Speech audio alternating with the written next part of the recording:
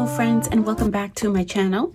My name is Jenny, and today I have layout number 1 from Collection Obsession. Should say, and if you, in case you missed the kit share video that I always have up on the first of the month, this month I am working with Cocoa Vanilla Studio with the Storyteller collection. For this first layout, I have chosen these 2 papers. This one I brought in from my stash. This one is from the collection. I do have 2 photos, but I'm going to narrow it down to just 1. And I am going to scrap lift, and I'll tell you a little bit about why I chose this particular cardstock.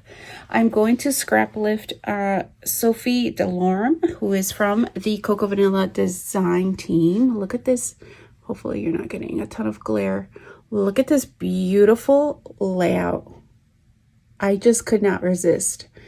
I'm going to try to keep the majority of it the same. The only thing that I probably will not do is have the dimensional elements up here, because this top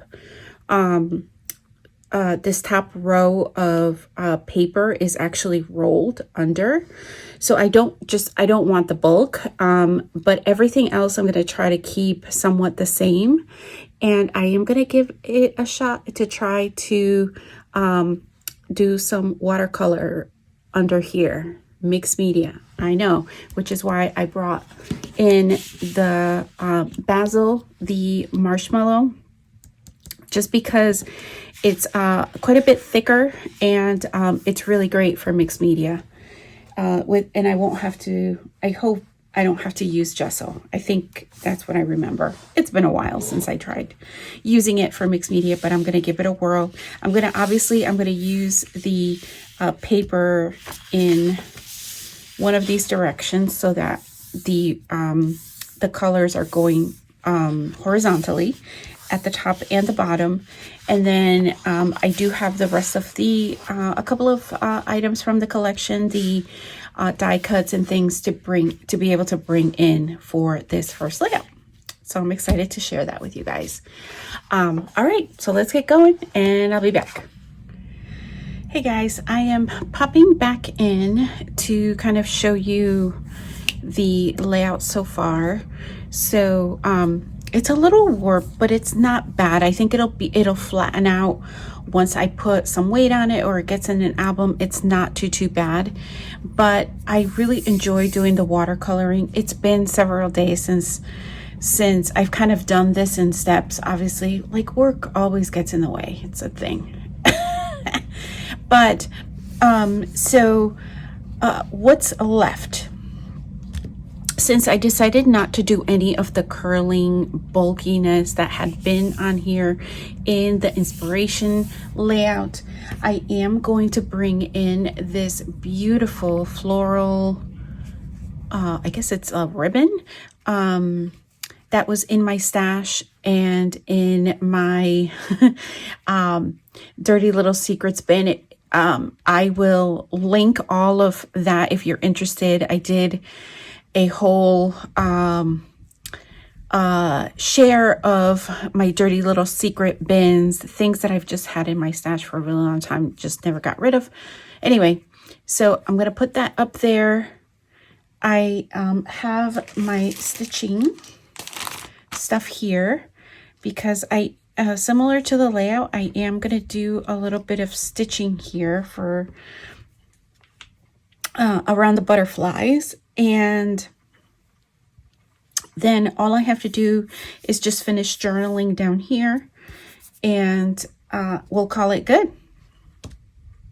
So I'm going to go ahead and I'm going to tackle that, and then I will either come live or I'll kind of show you the finalized layout and do just a very brief walkthrough and update, and then I'll be back. Okay friends, so here I have the final layout. As I showed you in the previous clip, I did end up just adhering this strip of ribbon down. I went ahead and I finished all of the clusters. I think I may have shown that one, but I don't think I had done the stitching yet. So I did a little bit of stitching here, here, and here for the butterflies. One thing I did want to point out, I saw somebody do this in a previous layout. I don't know if it was Cocoa Vanilla or if it was a different one, but they ended up cutting and trimming off some of the white around the flowers and the butterflies, and they're die cuts essentially, because if you look at these, there's a lot of white around the die cut, and so if you want less of it, it's really, they're pretty easy to fussy cut. So I did do that for the ones that I used on the layout. I did break in some of the puffy hearts and some sequins from my stash. I have still to journal here before I put this away. I think I'm just going to put it under like a stack of heavy books, or a heavy album, and then hopefully it will straighten up a little bit so I can get some close-up shots. But I will take close-up shots of the cluster just so that you can see it. But I really enjoyed watercoloring on the paper. It was so worth it for me because I really wanted that out of nothing else from the scrap lift. I really wanted to play with that part of it. So I was really glad that I was able to do that. But here it is. All right, guys, I hope you've enjoyed it. Until next time, bye for now.